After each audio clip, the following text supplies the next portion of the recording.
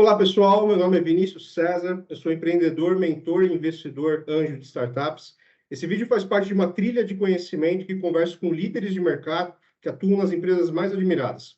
Eu converso com aqueles profissionais que nos inspiram e encurtam nossos caminhos. Essa iniciativa nasceu com o objetivo de ajudar toda a comunidade de startups, principalmente aquela startup em seu estágio inicial, que ainda tem muitas dúvidas, mas que quer começar certo. E para começar certo, a gente tem que ouvir as pessoas certas. E para isso eu recebo aqui hoje o meu convidado, Pedro Carneiro, que é sócio da ACE e comanda toda a unidade de investimento. Pedro, obrigado pelo seu tempo, obrigado por estarmos juntos, cara. Obrigado pelo convite, Vinícius. Vai ser ótimo aí contar um pouquinho do que a gente está fazendo e quem sabe orientar aí alguns empreendedores que estão precisando de ajuda. Muito legal. E Pedro, você sabe, a gente teve uma passagem pela ACE em 2019 e foi muito bacana. A gente é muito grato a toda a ACE. O Felipe Collins estava na época, o LG estava na época. Eu te falo que não é só você que tem essa camisa, não. Ó. Tem uma camisa aqui também, ó. Aqui, ó. Pois é, Growthaholic, viciado. A gente sempre guarda, tenho das empresas que eu fundei, eu guardo as camisas e também dos grandes marcos que a gente passou, como a Ace, eu também guardo com bastante carinho aqui. E muito bacana, Pedro, agradeço novamente a gente estar juntos aqui. Pedro, eu gostaria de iniciar com uma pergunta para você, para a gente poder contextualizar para as pessoas que estão nos assistindo. A Ace nasceu de uma aceleradora, se tornou uma das principais da América Latina. Possui uma série de prêmios e, durante esses anos, expandiu seu portfólio.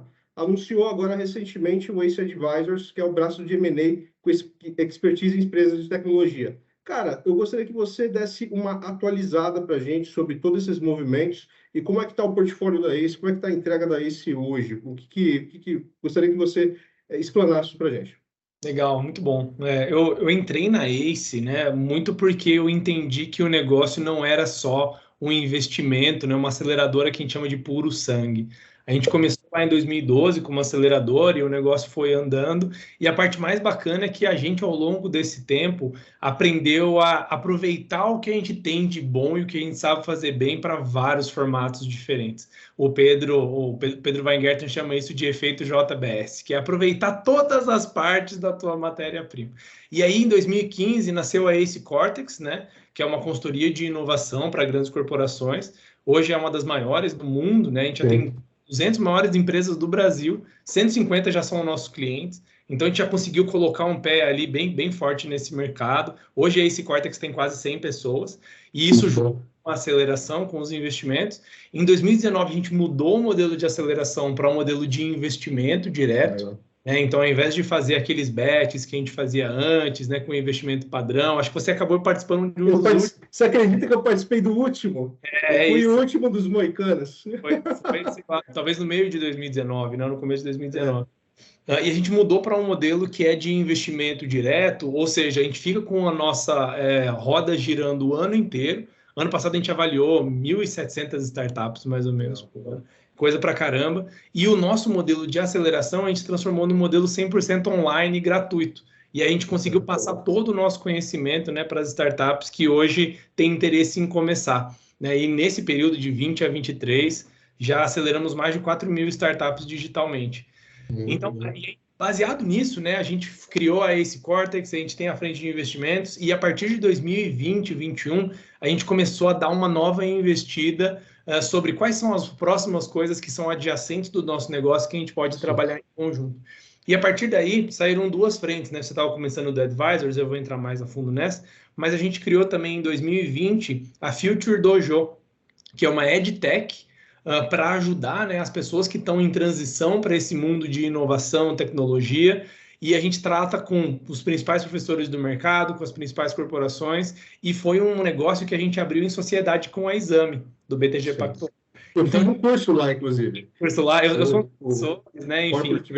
E hoje a gente já está com, acho que, mais de 15 mil alunos, alguma coisa assim. Então, o negócio também ganhou um certo volume bacana, porque ele consegue capturar bem a nossa identidade. A Exame estava procurando por uma entrada num caminho de educação, porque eles já têm a audiência e a autoridade, e a gente tem todo o conteúdo para poder, né, repassar, e aí o negócio está indo super bem. O próprio Felipe Collins, que foi o seu acelerador, foi CEO da Dojo aí por quase 2 anos. Hoje ele está na Exame, inclusive. Enfim, e o último negócio que a gente criou agora recentemente foi o Ace Advisors, que a gente fez o lançamento agora há pouco no Neofeed.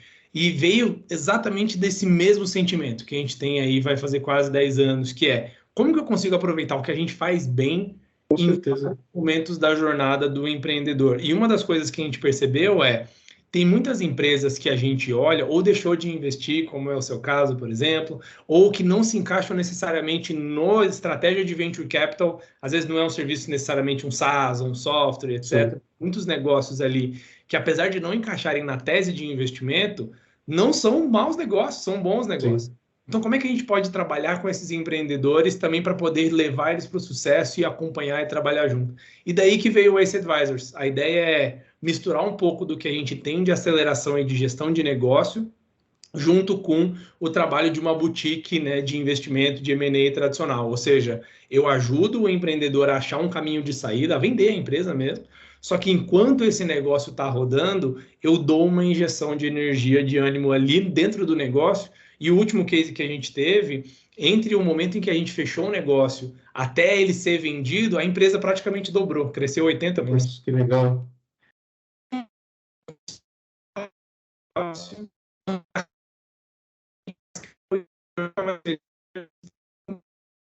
Acho que deu uma cortada, viu?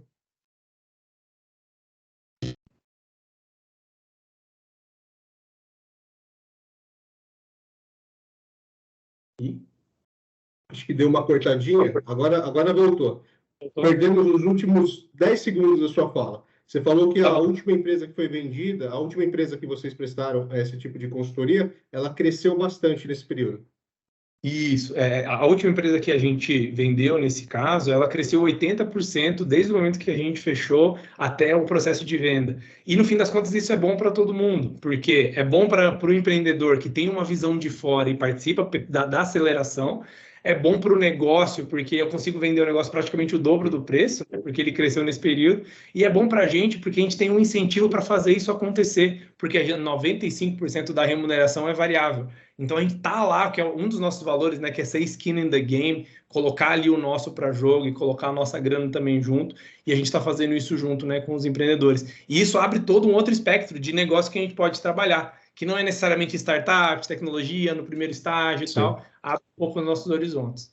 E Pedro, me diz uma coisa, essa consultoria, essa boutique de M&A, essa consultoria, qual é o perfil das empresas que batem na porta de vocês e que faz sentido hoje? Qual é o estágio dessas empresas talvez uma empresa que ela está se preparando para uma jornada faz sentido, ou uma empresa que já está já está engatada num processo? Qual é esse perfil dessa empresa que faz sentido hoje? Legal. Tem um perfil específico e que a gente está buscando, mas é principalmente porque é um perfil que encaixa bem as expectativas de todo mundo. Se for uma startup num estágio muito inicial, uma empresa num estágio muito inicial, o que acontece? A gente trabalha principalmente com as saídas, as vendas estratégicas para grandes corporações. A gente já vendeu para Lynx, para Loft, para Empírico, B2W, Itaú e etc. Então, essas empresas, elas têm um custo fixo para avaliar todas as compras. Quando o Itaú ele vai fazer uma compra, você tem toda uma área de M&A, de aquisições e tal. Então, para poder fazer uma avaliação, você tem um custo, né, de pessoas e de energia e de tempo. Quando a empresa é muito pequena, esse custo ele não se paga o suficiente, né? Então, tem sempre um mínimo ali que as empresas começam a olhar para fazer uma aquisição estratégica. E normalmente é quando o empreendedor ele já está full time no negócio, já tem uma receita aí de pelo menos, quem sabe, uns 400, 500 mil reais por mês, ou seja, o negócio já está bem formatado, né? Se você está no estágio anterior, o seu melhor caminho é buscar um venture capital, que é o cara que vai colocar dinheiro no negócio e ajudar você a chegar nesse patamar. Não, desculpe, eu que te interrompi o seu raciocínio. Não, assim, conforme a gente vai andando mais para cima e os negócios eles vão ficando mais estruturados, a gente tem também um teto, né? Que é o valor máximo que a companhia precisa ter, senão não tem muitos compradores para ela. A gente viu nos últimos anos algumas vendas que são bem relevantes, tipo a B3 comprando a Neurotech, a Magalu comprando a Kabum, 3,5 bilhões, o Itaú comprando a Zup, que mais de R$1 bilhão também. Só que conforme o seu negócio vai ficando mais estruturado e maior, o número de potenciais compradores vai diminuindo, né? É verdade. A gente trabalha no que a gente chama de middle market, né? São empresas que estão faturando entre 500 mil, 1 milhão, até seus, sei lá, 10 milhões, 20 milhões por mês. Ali tem um caminho legal, porque você tem uma possibilidade de gerar uma vantagem financeira para o empreendedor que muda a vida dele, e esse é um incentivo importante de ter. Não pode ser troco, né? Tem que ser um negócio que muda a vida dele, senão ele não corre atrás. A gente tem algo que cabe dentro do bolso das corporações e que gera um resultado estratégico, e a gente tem uma pilha de compradores maiores. Se eu tiver um negócio que eu só tenho 2 ou 3 compradores, vai ser muito mais difícil de acertar o timing. Mas quando eu tenho 15, 20, 30 em um mercado que ele é mais concorrido, tipo software ou algum serviço de implementação de nuvem, por exemplo, esse tipo de coisa tem um mercado bem mais com mais apetite, né? Tá claro. Pedro, a segunda pergunta que eu quero te fazer é o seguinte. Eu vejo que muitos empreendedores eles estão tentando levantar investimento pela primeira vez. E eles estão tendo uma grande dificuldade em saber por onde começar. Hoje, a gente tem o investimento anjo, a gente tem os VCs, as aceleradoras, incubadoras, crowdfunding. Cara, eu queria que você desse uma clarificada, que você se colocasse na posição desse founder, desse cara que já tem uma startup que já roda, já tem faturamento.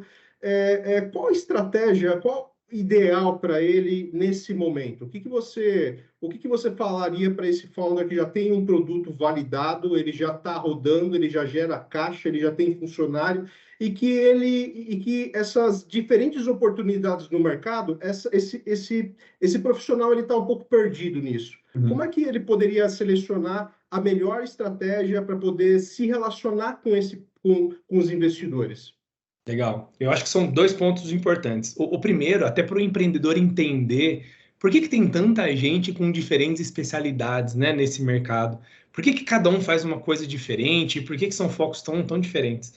Uma coisa que é importante o empreendedor entender é que a frente de investimento em mercados privados, né, em empresas como um todo, acho que não só startups, é como se fosse uma corrida de revezamento, quando você passa o bastão para um cara lá na frente. Porque cada investidor ele tem um perfil de empresa que ele prefere investir baseado no quanto risco ele está disposto a tomar, quanto dinheiro ele está disposto a investir e quais as áreas ou setores que ele quer trabalhar. O que acontece numa startup é, cada ano a empresa é uma empresa diferente. E quem É verdade. bem. Eu vivi isso algumas vezes. Nossa, ano que vem o negócio é outro, e depois no outro ano o negócio é outro. Então, por causa disso, você tem esse ambiente aí que é tão diverso, né? Mas para um negócio que está começando, além de entender, né, quais são essas etapas, eu acho que começa com o anjo, depois pode ir para um investidor institucional, depois para um fundo. Se você tiver muito no início e tiver um produto que ele é de massa, né, com um consumidor final, tipo camiseta da Ace ou alguma coisa assim, um crowdfunding pode ser uma boa opção, porque você traz os fãs da marca para serem seus sócios, né? Só que uma parte mais importante é, depois que você entender essa mecânica, esse revezamento, quem são os players, que não é tão complicado assim, o mais importante é você entender aonde você está nessa corrida de revezamento, e segundo, quais são as coisas que você valoriza em um sócio. Porque a parte de investimento, a gente passou um pouco na época do Brasil, quando a gente estava aqui em 2013, 2014, etc., quem tinha dinheiro para investir nas startups, isso já era motivo suficiente para trazer gente. Hoje, o dinheiro, por mais que a gente esteja em um momento com menos liquidez, e sempre vai subir e baixar, o mais importante não é necessariamente o capital que vai chegar, mas o que esse novo sócio vai atrair, né? Sim. Do mesmo jeito que quando você vai trazer um CTO ou um COO, você não faz uma competição para achar quem é o cara que vai ter o menor salário, porque aí você vai pagar menos. Mas você traz o cara que vai conseguir agregar mais o negócio, que é um time que pensa como você e que vai conseguir mesmo pegar na mão e ajudar a levar o negócio para frente. E hoje em dia os investidores eles estão mais sofisticados a esse ponto. E eu acho que uma boa parte do sucesso da Ace vem muito sobre isso, da gente conseguir trazer uma proposta de valor diferente e trazer os nossos empreendedores como sócios mesmo, não só como uma linha ali na planilha de quais são os negócios que a gente investiu. Então, para o empreendedor procurar isso, eu acho que essa é a parte mais importante. Como ele está cedendo uma parte da empresa, ele tem que ser muito exigente em relação às pessoas que ele põe para dentro. Eu acho que são as 2 dicas que eu daria. Muito bom, muito bom. E Pedro, como é que você avalia, o que você avalia numa startup antes de investir nela? Quais são os critérios importantes para esse fundador ou esse time fundador, ele apresentar, eu brinco de preparar a noiva para casar. Ou seja, ele tem um ritual antes de chegar para poder iniciar uma conversa com os investidores. Como é que você vê isso? O que você daria de dica para esses profissionais, para essas startups, para que eles conseguissem realmente chegar mais preparados para conversar com os investidores? O que você avalia antes? Legal. A gente, inclusive, a gente estava fazendo, Vinícius, uma avaliação aqui dentro da ACE, e a gente estava estudando os nossos cases de sucesso. O que deu certo? Dos negócios que a gente investiu e mais deram retorno, quais são os pontos-chave que a gente pode identificar nos negócios para que a gente consiga fazer isso melhor também? E tem algumas coisas que são muito focadas no empreendedor. A primeira coisa é, o empreendedor, ele conhece muito sobre o problema que ele está tentando resolver. Muito assim, ele sabe o que o cliente dele está pensando, está sentindo e está fazendo em qualquer momento no espaço-tempo. E quando a gente começa a falar com o empreendedor, a nossa avaliação é muito para entender o quanto ele domina o que a gente chama de jornada, né, do consumidor. Quando ele resolve esse problema, o que ele faz, o que ele pensa, para onde ele vai. Esse tipo de conhecimento ele é muito fundamental e ele vem, inclusive, antes de ter um bom produto. Você não consegue ter um bom produto sem isso, sabe? Então, a gente olha muito para isso, de o quanto o empreendedor ele está imerso naquele mercado e ele domina e conhece aquele problema. Isso é uma outra camiseta que você não tem, mas a gente já fez, que é problem first, fall in love with the problem, not the product. Ou seja, a gente se apaixona pelo problema que a gente quer resolver e não por uma solução que pode ser temporária e pode mudar, né? A gente vê isso em grandes empresas também. Então, acho que esse é o primeiro ponto. Se a gente vai para um negócio, a gente vai para uma avaliação do empreendedor e ele ainda só traz uma vaga ideia, não domina 100%, não teve, né, uma vivência real. A gente teve um negócio que a gente investiu que é para resolver o problema dos caminhoneiros com as transportadoras. Eu trago o empreendedor, ele foi caminhoneiro durante 20 anos. Me ajuda aí.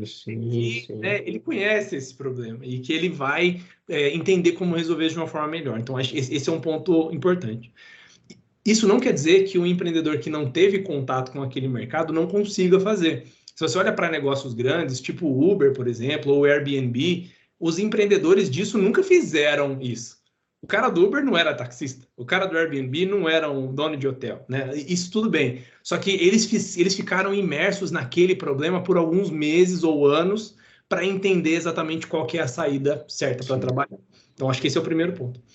O segundo ponto que a gente olha muito também é a capacidade daquele time ou daquele empreendedor de criar um produto que realmente atenda aquele problema. E as duas coisas acabam caminhando muito juntas. Às vezes o empreendedor ele entende bem o problema e o produto, por ser um MVP, ele resolve só uma parte, mas a consciência dele, ele sabe qual é o produto final e como ele funcionaria.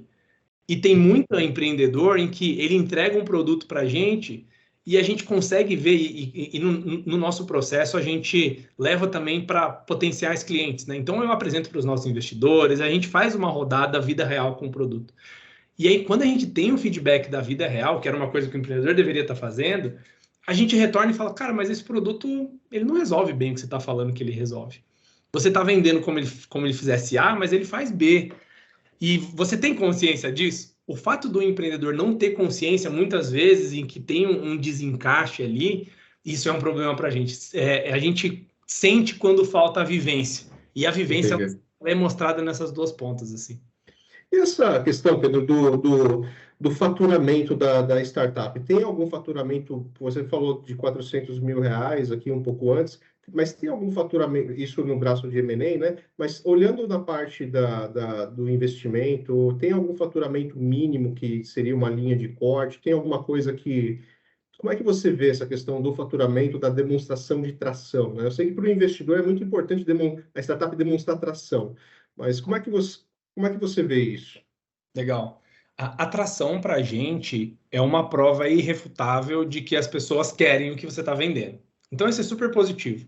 Mas não é a única prova de que as pessoas querem o seu produto. Então, a gente considera atração e faturamento, sim, mas a depender do negócio, tem várias outras coisas que entram no jogo também. Então, se o empreendedor ou se o negócio tem um produto que ele é freemium, por exemplo, eu vou olhar também para a quantidade de inscritos, a quantidade de pessoas que usa por mais de 7 dias, 10 dias, porque sempre tem uma linha de corte, né? Você se inscreve para um negócio novo, passou uma semana, você já não está mais usando, se isso não gera valor recorrente para você. Então, quando não é faturamento, a gente sempre tenta achar algum espelho. Se não é faturamento, é o quê? Teve um negócio que chegou para a gente já, faturamento zero. Só que ele falou, olha, eu tenho aqui uma lista com 2.000 pessoas interessadas na lista de espera. Todas elas passaram um cartão de crédito. Quando eu lançar o produto, eu só cobro. Isso é praticamente faturamento, mas não é faturamento. Então, é algo que pode ser um paralelo também. Mas a gente uma composição, né?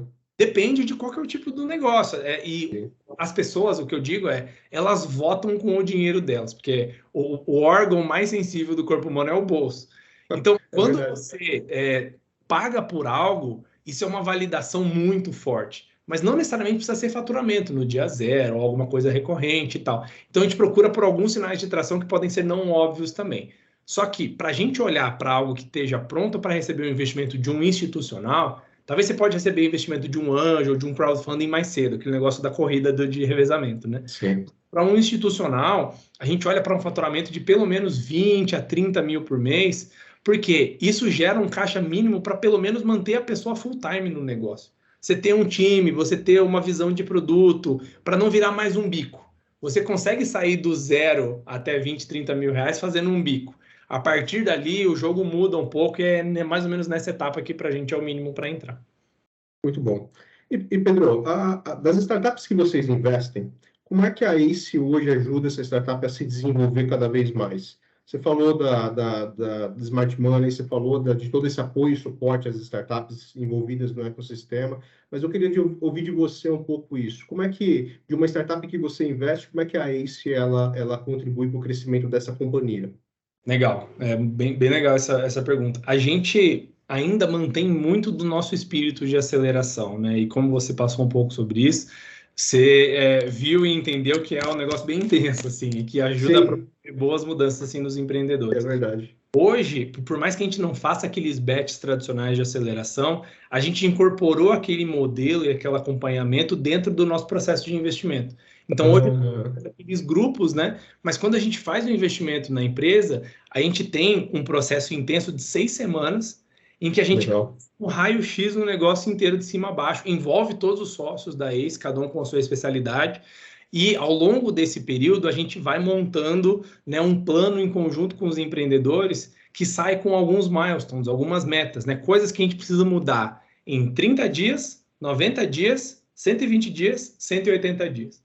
Então, o primeiro 6 meses é um negócio muito intenso em que a gente acompanha ele toda semana e, além disso, né, quando a gente investe, tem todo aquele trabalho de acompanhar os parceiros.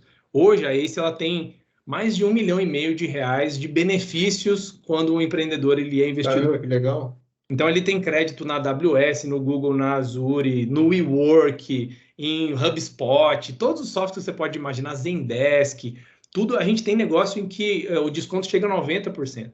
Então, eu ajudo a comprimir o custo fixo do cara, ao mesmo tempo eu dou o dinheiro na mão dele para ele fazer coisas estratégicas e eu coloco o pé no pescoço para ele realmente correr atrás e fazer. Então, é esse tripé que faz o negócio se transformar em 6 meses, né? Sim.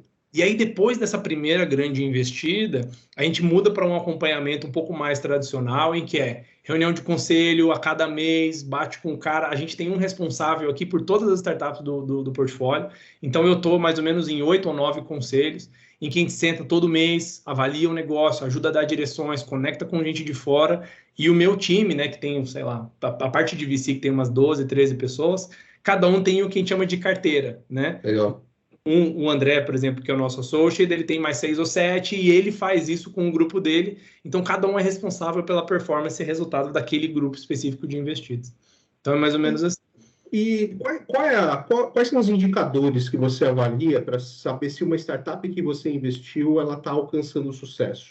O que você espera como, claro, crescimento, mas o que você espera como... O que você considera como sucesso dessa startup? Legal. Um dos nossos valores aqui é ser Pareto Lover, ou seja, a gente tenta simplificar e mirar em uma coisa muito específica para que isso consiga ser o nosso driver de ação. Então, quando a gente investe numa empresa, a gente chega com um ponto forte, motivo que a gente está investindo, um ponto fraco. O que a gente deveria trabalhar para poder evitar? E aí, a gente consegue resumir os nossos investimentos todos em uma frase. Essa empresa, a gente investiu nela porque ela é boa nisso, nisso e nisso, e a gente vai ajudar nela nisso, nisso, nisso. Então, isso não tem uma planilha com 40 mil tarefas que a gente vai acompanhar semana a semana de uma forma waterfall. Isso é gestão de projetos, é consultoria. A gente não é aqui consultoria, a gente é empreender junto com o cara. Então, para cada uma dessas empresas, a gente sai com um North Star Metric. Ou seja, como é que a gente melhora o que você tem de bom, como é que a gente evita o que você tem de ruim. Então, um exemplo, né? A gente entrou numa empresa lá em que o engajamento dela é muito bom, mas o custo de servir do produto ainda é baixo. Então, o que a gente vai fazer? Vamos trabalhar nas duas pontas.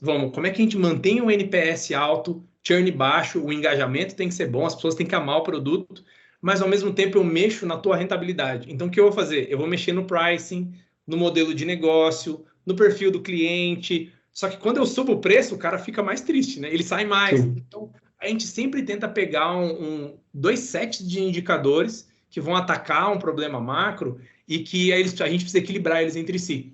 Então, vai sempre nessa. Então, eu mexo no preço, eu pego gente que é mais exigente, cai o NPS. Aí eu trabalho o NPS, que é a parte forte.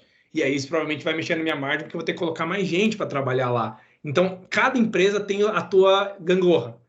São indicadores diferentes em cada negócio e tal, mas isso deixa a gente muito mais focado. Aqui a gente não está olhando a 10 mil metros de altura. Aqui a gente tem que focar em uma ou duas coisas que vai fazer o negócio virar. E é mais ou menos assim que a gente trabalha. E esse foco ajuda o empreendedor. Ele fica sempre pensando em uma coisa. Porque ele já pensa em 40 coisas. Exato. Você precisa ensinar ele a pensar em uma coisa. Né? E a gente consegue fazer isso. Muito bom. Pedro, antes da gente partir aqui para as dicas finais suas, eu queria fazer uma pergunta que acabei não fazendo lá em cima, mas que eu acho importante. Aquela startup que está aí, que hoje está numa jornada de captação, ela muitas vezes ela manda os updates para os investidores. Como é que isso daí nos dias atuais? Como é que você vê isso? Isso daí é apreciado pelos investidores? Você vê isso? Como é que uma startup ela pode demonstrar para a ACE que realmente ela está tendo tração? Como é que ela pode iniciar do zero uma relação com a ACE? Ela manda um e-mail, ela entra no site, se cadastra? Como funciona essa jornada e como funciona essa demonstração de tração? Legal. A jornada, a gente tem bem mapeado o nosso funil aqui, né, do começo ao fim. E a jornada é muito diversa. Tem gente que vai no site e preenche o formulário, tem gente que me adiciona no LinkedIn, tem gente que manda um e-mail para o contato, @goace, tem gente que fala com o empreendedor e esse empreendedor que já passou por nós indica. Eu não sei como foi a sua, né, mas tem muitas portas de entrada. E aí a parte importante é, raramente você vai ter um primeiro contato e o negócio já vai evoluir para uns finalmente. Manter esse relacionamento é muito importante. Então, isso que você falou de mandar os updates, mostrar que está tendo tração e etc., é algo que eu vejo poucos empreendedores dando a atenção devida e que isso faz uma diferença brutal. Teve negócio que a gente investiu e entrou forte 1 ano e meio depois deles terem começado. E a gente foi ajudando. Ele manda uma mensagem, fala, você deveria fazer isso, deveria fazer aquilo, conversa com essa pessoa. E tudo isso, óbvio, de graça, não estou fazendo nada, né? Não estou investindo nem nada. Mas passado 1 ano, a ideia que a gente consegue implantar na cabeça do empreendedor é, caramba, se de graça você já me ajudou desse jeito, imagina você colocar dinheiro e você estiver no meu conselho. Então, esse tipo de ponto de contato, e eu até tenho uma dica mais prática eu já vi os melhores que eu já vi, é o empreendedor mandar um vídeo de 5 minutos. E ele comentando, ele falando... mensal, você fala? Um vídeo de update mensal? Eu acho que é sempre que você tiver uma novidade relevante. Quando você está no início, pode ser que algumas coisas não aconteçam na velocidade que você precisa, né? Então, não manda um update falando, esse mês não aconteceu nada. Mas quando sim. Mas é uma sacada muito boa. Aproveita, faz um vídeo, fala, pessoal, estou muito animado e tal, porque isso é uma coisa que os investidores olham muito, a pegada, o entusiasmo e a vontade, né, de fazer rodar do empreendedor. Então, é uma das formas que a gente monta esse filme, assim. Muito bom. E Pedro, partindo aqui para as nossas dicas finais, quais dicas você daria para um empreendedor que ele, visto todas essas questões que aqui você já deu várias dicas para a gente, né? Mas quais dicas finais você daria para esse empreendedor para ele conseguir captar o seu primeiro cheque? Legal. Acho que uma eu já dei que é muito importante, né? Que é você ser criterioso e do mesmo jeito que você estivesse entrevistando um sócio, né? Que é literalmente isso. Puxa também o que o investidor tem para oferecer, qual que é o histórico dele, quais são as referências dele. Eu acho que isso é uma coisa muito importante para não pegar o primeiro cheque que aparecer na sua frente. E quanto melhor for o negócio, mais oferta você vai ter. E a segunda, que é algo que se eu pudesse falar para todos os empreendedores, eu vejo muita gente pecando ainda, aprofunda a análise crítica do seu próprio negócio. A gente aqui tenta ser uma visão mais reducionista, né, de resumir quais são os pontos fracos e fortes. Será que você, empreendedor, se eu pedir para você resumir em uma frase, o que você faz bem? Uma coisa. O que você não faz bem? Uma coisa. Será que você consegue fazer isso? Muitas vezes o empreendedor, como ele está muito no meio do vórtex ali, ele tem dificuldade de dar um passo atrás e ele mesmo avaliar criticamente o negócio dele. E quando ele faz isso, muitas vezes ele olha e fala, putz, eu não estou no momento ainda de levantar dinheiro. Então, peraí.